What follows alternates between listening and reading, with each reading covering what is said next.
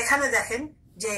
বনি ইসরায়েলের একজন যুবক ছিল, যেখানে তার চাচাতো বোনকে বিয়ে করতে চাইছিল। কি জন্য বিয়ে করতে চাইছিল? তার অনেক সম্পত্তি চাচার, এই সম্পত্তির লোভে চাচাতো বোনকে বিয়ে করতে চাইছিল, কিন্তু চাচা সেটা রাজি হয়নি। রাজি হয়নি দেখে সে কি করছে, গোপনে চাচাকে হত্যা করছে। এবং হত্যা করার পর পরদিন কি করছে সে, যে চাচার রক্তের দাবি, কে তাকে মারলো, কে তাকে মারলো, কান্নাকাটি করে যে হত্যা করার পর সে বিচার চাইল, সবাই তাদের কাছে বিচার চাইল। মানে প্রিটেন্ড করে সে যে কে করলো তাকে তার খুঁজে বের করতে হবে, তার বিচার করতে হবে, সাক্ষীর অভাবে আসামি পাচ্ছি না, এরকম ভাবে খুঁজতেছিল। তখন মুসা আলাইহিস সালামকে আল্লাহ তাআলা জানাই দিয়েছে অলরেডি যে কে খুনি আর কে হত্যাকারী, কাকে করছে, ডিটেইলস ওনাকে জানাই দিয়েছে। এই অবস্থায় সম্প্রদায়ের লোকেরা কি করলো, যে মুসা আলাইহিস সালামকে সে রিকোয়েস্ট করলো যে আপনি একে অনুরোধ করলো যে আপনি এটা বিচার করে দেন, অনেকে বিচার করেন। মুসা আলাইহিস সালাম কি করেন, আল্লাহ যা বলছেন তাই তো ফায়সালা করবেন। আল্লাহ ফায়সালা মতো কি বলেন জানি, আল্লাহ বলেন যে ওয়াইদা কাতালতুম নাফসান ফাদারতুম ফিহা, বাকারাতে আছে ওয়াইদা কাতালতুম নাফসান ফাদারতুম ফিহা, যখন তোমরা একজন আরেকজনকে হত্যা করলো এবং দায়ী করলো অপরকে, একজনকে হত্যা করে অপরজনকে দায়ী করতেছিল, আল্লাহ তাআলা এই ঘটনাটা তুলে দিয়েছেন। ওয়াল্লাহু মুখরিজুম মা কুনতুম তাকতুমুন, আল্লাহ মুখরিজুন, আল্লাহ কি করলেন, প্রকাশ করে দেন, মা কুনতুম, তোমরা যা তাকতুমুন, গোপন করছিলে, তোমরা গোপন করে রাখছিলে ঘটনা, কিন্তু ঘটনা কি গোপন থাকে, আমি তো জানাই দিছি। আল্লাহ তাআলা এই কথাই বললেন সূরা বাকারার 72 নম্বর আয়াতে, যে যখন তোমরা দোষ করছিলে আল্লাহ তাআলা প্রকাশ করে দিলে। এটা কিভাবে সেটা প্রকাশ করে দিন আল্লাহ তাআলা, এই যে এইটাই সূরা বাকারার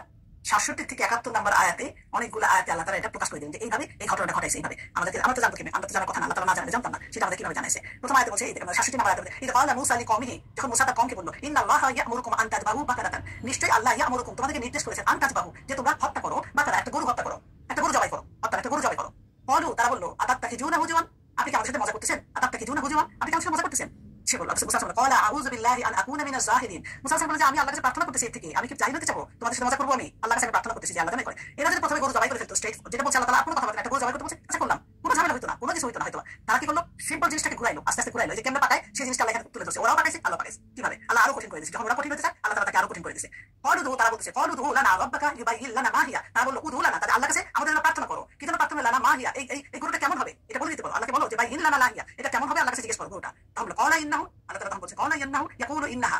আল্লাহ বলেন যে, তিনি বলেন যে, আল্লাহ বলছেন যে গাভীটা এরকম হবে, ইয়াকুলু ইন্নাহা বাকারাতান লা ফারিদুন ওয়ালা বিকুর, এটা কোনো বুড়াও হবে না এবং বকনা হবে না, বিকুর মানে বকনা হবে না, বুড়িও হবে না, বকনা হবে না, আওয়ানুম বাইনা যালিকা, এবং এর মাঝামাঝি হবে, দুইটার মাঝামাঝি বয়স হবে তার। যখন ওরা জিজ্ঞেস করলো, আল্লাহ তাআলা ওখান থেকে জবাব দিলেন, ঠিক আছে বলো ওদেরকে যে গরুটা এরকম বুড়াও হবে না, আবার কচি বাছুরও হবে না, দুইটার মাঝামাঝি হবে, এখন তোমরা করো, ফাতআলু মা তুমারুন, যা এখন তোমাদেরকে বলা হয়েছে তোমরা করো, এখন শেষ। এখানে হয়তো এখানেও তারা থামলো না, কি করলো তারা, আবার প্রশ্ন করলো, ক্বালু উদু লানা রাব্বাকা ইউবাইয়িন লানা মা লাউনুহা, এবার কি বললো তারা, যে তোমার আল্লাহর কাছে দোয়া করো এবং ওকে বলো যে এই মা লাউনুহা, তার রং কেমন হবে, এই গরুটার রং কেমন হবে। প্রথমে বলো গরুটা কেমন হবে, ঠিক আছে সেটা বলে দিলে, এখন তার রং কেমন হবে। তখন আল্লাহ বলছে, ক্বালা ইন্নাহু ইয়াকুলু ইন্নাহা বাকারাতুন সাফরা ফাকিউল লাউনুহা, বলতেছেন গরুটা হবে ধূসর হলুদ বর্ণের এবং উজ্জ্বল গাঢ় রং বিশিষ্ট, ফাকিউল লাউনুহা, উজ্জ্বল গাঢ় রং বিশিষ্ট, তাসরুন নাজিরিন, এবং সেটা সবাইকে সেটা তাসরুন নাজিরিন, আনন্দ দিবে, তো মানে দর্শককে সেটা আনন্দ দিতে পারে এমন একটা গরু হবে সেটা। তাহলে এখানে গরু কেমন হবে সেটা আল্লাহ তাআলা বলে দিলেন। তারপরে কি হলো, আবার তখন বলতেছে ওরা, ক্বালু লানা রাব্বাকা ইউবাইয়িন লানা মা হিয়া, এই সম্বন্ধে বলে যে আপনি রবের কাছে আবার প্রার্থনা করুন, তিনি যেন বলে দেয় যে গরুটা কেমন হবে, কেন না ইন্নাল বাকারা তাশাবাহা আলাইনা ওয়া ইন্না ইনশাআল্লাহু লামুহতাদুন, তারা কি বললো যে আল্লাহর কাছে আবার জিজ্ঞেস করে যে কেমন হবে গরুটা, মা হিয়া। তখন আল্লাহ বলে যে কারণ এটা তো সব গরু একই রকমের থাকে, তাশাবাহা আলাইনা, আমাদের অন্যান্য গরুর মতই তো লাগতেছে এটা, তাহলে আমরা চিনবো কেমনে। আর এবার যদি বলে তাহলে আমরা নিশ্চয়ই আমরা একটা পথ পাবো, এটা তখন বললো যে সত্যি বলতেছি যে আমরা যদি আল্লাহ তাআলা বলে দেয় তাহলে এখন আমাদের একটা ডিসাইড করতে পারবো, একটা পথ পাবো আমরা। তখন বলবো ক্বালা ইন্নাহু ইয়াকুলু ইন্নাহা বাকারাতুন লা জালুলুন তুসিরুল আরদা, তখন আল্লাহ তাআলা বললেন যে এমন গরু হবে সেটা, যেটা কিনা গাভী, এমন গাভী হবে সেটা যেটা কিনা জমি চাষ করে না, তাসুরুল আরদা, যে সেটা জমিও চাষ করে না এবং তুসিরুল ওয়ালা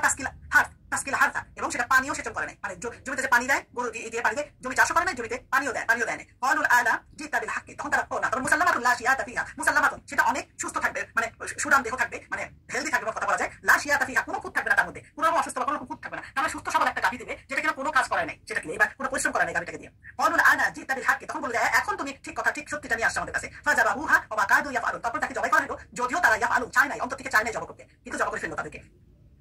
তারপরে আল্লাহ বলতেছেন তখন ফাকুলনা নাদরিবুহু বিবাদিহা, আল্লাহ তখন বলে ইদরিব নাদরিবু, আল্লাহ বলে যে তখন তাদেরকে বলে ইদরিব, তোমরা আঘাত করো, বিবাদিহা তার কিছু অংশ দিয়ে, তার মানে যে মৃত গরুর একটা অংশ, গরুর একটা অংশ দিয়ে ওই মৃতকে আঘাত করতে বলে, যে জবাই করবেন যে গরুর অংশটা, এটাকে নিয়ে ওই মৃত ব্যক্তিকে আঘাত করতে বলে, লাশের গায়ে আঘাত করতে বলে। কাযালিকা ইউহিল্লাহুল মাউতা, এইভাবে আল্লাহ তাআলা ইউহিল্লাহুল মাউতা, আল্লাহ তাআলা জীবন দান করেন তাকে মৃত্যুকে, ওয়া ইউরিকুম আয়াতিহি, এবং তার নিদর্শনটাকে দেখানো, তাকে মৃত্যু আল্লাহ তার নিদর্শন দেখায় এবং মৃতকে জীবিত করে এইভাবে, লাআল্লাহুম তাকিলুন, তারপরেও যদি তোমরা এটা নিয়ে চিন্তা করো বা বুঝতে পারো তোমরা এই জিনিসটা, যে আল্লাহ এত কিছু করাইলো, মৃতকে জীবিত করলো কেমনে এবং তাকে দেখালো তোমাদের সামনে, যাতে তোমরা বুঝতে পারো এটা। কিন্তু কি হলো, এই আঘাত করলো,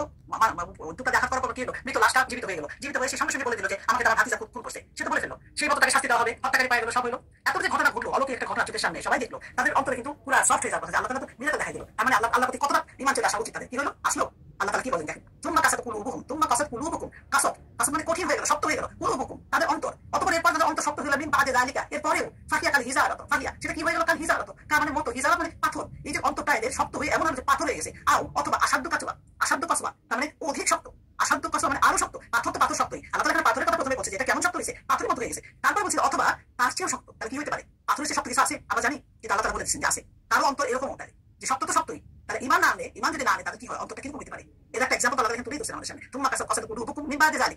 চোখের সামনে দেখতেছি আল্লাহ মিরাকল দেখতেছি আল্লাহ সমস্ত নাজারা দেখার পরে যদি আমরা অনেক কিছু ফলো করি না আমরা তো চিন্তা করতে পারি যে আল্লাহ কি বলছে তাদের বেলায় আর আমাদের বেলায় কি বলতে পারি। এরকম শক্ত হয়ে যায় মানুষের অন্তরটা যদি আমরা এটা না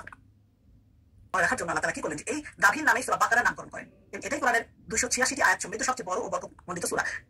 এই এই এই যে লেসনটা দিল আল্লাহ যে মৃতকে এখানে অনেকগুলো জিনিস শিক্ষণীয় আমাদের অনেক কিছু আমরা শিখতে পারবো। সূরার ভিতরেই আমাদের সবচেয়ে বড় সবচেয়ে ইম্পর্টেন্ট আয়াতুল কুরসি এটাও বাকারার ভিতরে আল্লাহ তাআলা যে সবচেয়ে শ্রেষ্ঠ আয়াত শ্রেষ্ঠতম আয়াত সূরা এটা এখানে আছে এই আয়াতে আছে 255 নম্বর আয়াত।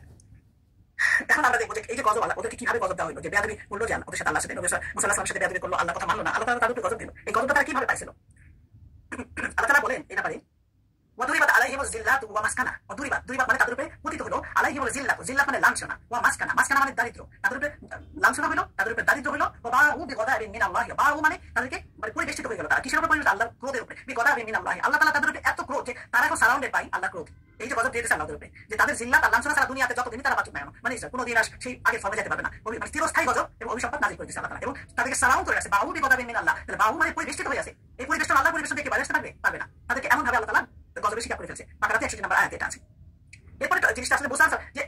আমরা গজবের পরে একটা আয়াত যেটা বলবো যে সূরা আল ইমরানে আল্লাহ তাআলা বলছেন যে দুরিবাত আলাইহিমুল জিল্লাতু আইনামা তাকিফু আইনামা তুকিফু ইল্লা বিহাবলিন মিনাল্লাহি ওয়া হাবলিন মিনান নাস। এটা বলছে আল্লাহ তাআলা যে তাদের উপরে যে লাঞ্ছনা যে আরোপিত করা হলো তারা যেখানেই থাকুক না কেন যে অবস্থায় থাকুক না কেন এই আল্লাহ প্রদত্ত মানুষ প্রদত্ত মাধ্যমগুলো ব্যতীত আল্লাহ গজব তাদের উপরে সবসময় থাকবে। সূরা আল ইমরানের 112 নম্বর আয়াতে আল্লাহ তাআলা বলছেন এখানে এই গজবের ব্যাপারে অনেক সূরাতে আছে সূরা আরাফেও আছে যে স্মরণ করো সেই সময়ের কথা যখন তোমার প্রভু জানিয়ে দিয়েছেন যে নিশ্চয়ই তিনি ইহুদীদের উপর প্রেরণ করতে থাকবেন কিয়ামত পর্যন্ত এমন সব শাসক যারা তাদের প্রতি পৌঁছাতে থাকবে কঠিন শাস্তির সময় নিশ্চয়ই তোমার প্রভু দ্রুত বদলা গ্রহণকারী এবং নিশ্চয়ই তিনি ক্ষমাশীল দয়াবান। সূরা আরাফের 166 নম্বর আয়াত বিভিন্ন জায়গায় বিভিন্ন ভাবে তাদের গজবের কথা উল্লেখ করা আছে আমরা আয়াত গেলেই বুঝবো যে কত জায়গায় কতভাবে উল্লেখ করা আছে এটা।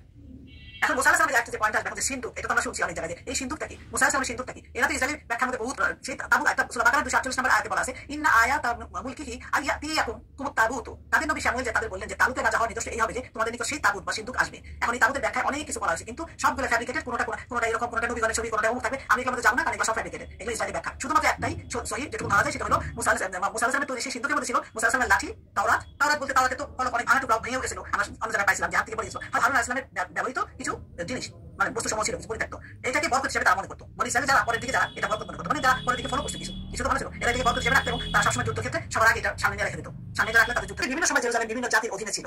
মুসা আলাইহিস সালামের সময় ছিল আমালিকাতের অধীনে তারপরে কি ইউসা ইবনে নূনের সময় ছিল বনি ইসরায়েলের দখলে কারণ তারা দখল করলো তখন। এরপরে সুলাইমান আলাইহিস সালাম এরপর ইরাকের ব্যাবিলন সম্রাট বুকতে নাসর এসে ইসরায়েলকে ধ্বংস করে দিল বুকতে নাসর এসে সে তার একটা বর্ব সম্রাট ছিল সে এসে ইসরায়েলকে ধ্বংস করে দিল। এরপরে পারস্য সম্রাট সাইরাস ব্যাবিলনকে পরিচিত করে বনি ইসরায়েলকে জেরুজালেমে আবার ফিরত নিয়ে আসলো তখন জেরুজালেম কিন্তু বেড়ে গেছিল চলচ্চিত্র বিভিন্ন জায়গায় ছিটা ছিল এদেরকে আবার ফিরে নিয়ে আসলো।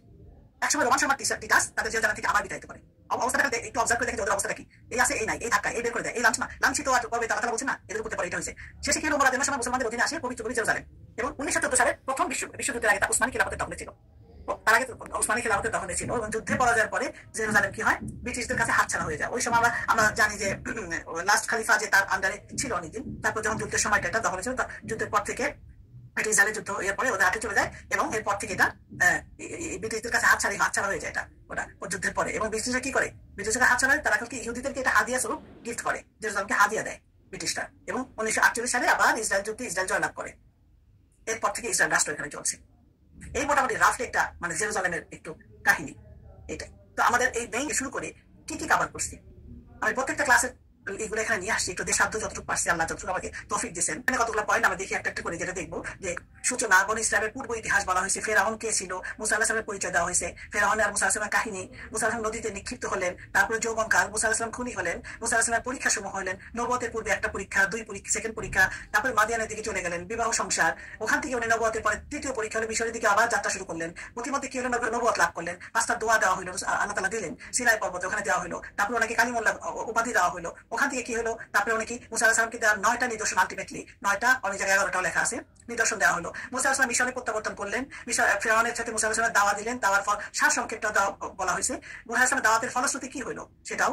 দাওয়াতের পর ফেরাউনের অবস্থান কি ছিল নবুয়তের পরবর্তী প্রথম পরীক্ষা নবুয়তে পাওয়ার পর প্রথম পরীক্ষা জাদুঘরের মোকাবেলা ফেরাউনের 6টা কুটচাল বিভিন্ন রকম ফেরাউন বিভিন্ন রকম কুটচাল করছে জাদুকরদের সত্য গ্রহণ এবং অপরিণতি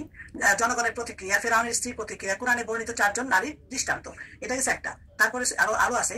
নাম্বার 3 যেসব আছে নবুয়ত পরবর্তী দ্বিতীয় পরীক্ষা নবুয়ত পরবর্তী তৃতীয় পরীক্ষা নবুয়ত পরবর্তী চতুর্থ পরীক্ষা ছিল বাইতুল মুকাদ্দাস অভিযান আর ভিতরে যা যা পয়েন্টগুলো কভার করছি সব এখানে আছে আর মিশর থেকে হিজরতের কারণগুলো বলা হলো আর কিছু ঘটনা এক্সট্রা যেগুলো বলছি এগুলো এখানে দেয়া আছে। তো একেবারে সবগুলো দেখে যদি আপনারা আয়াত দেখে লিখে পড়েন আমার তো মনে হয় আপনারা অনেকখানি কোরআন সম্বন্ধে আইডিয়া হয়ে যাবে এটা এই ঘটনাটা কারণ মুসা আলাইহিস সালামের ঘটনা জানলেই ডিটেলস যদি জানতে চান সবাই, আমি এই জন্য এইসব করে পড়ছিলাম যে আপনারা নিজেরা নোট তৈরি করে পড়বে, অনেক ফায়দাবান হয়তো যদি নিজেরা করতে করতে পারতেন এটা। আর যারা এখান থেকে কিছু, তো আমার জন্য সবাই দোয়া করবেন সবাই, ইনশাআল্লাহ সুস্থভাবে করতে পারি। আমি একটু দেশে যাবো, সামনের ক্লাসে আমি এই সপ্তাহে একটা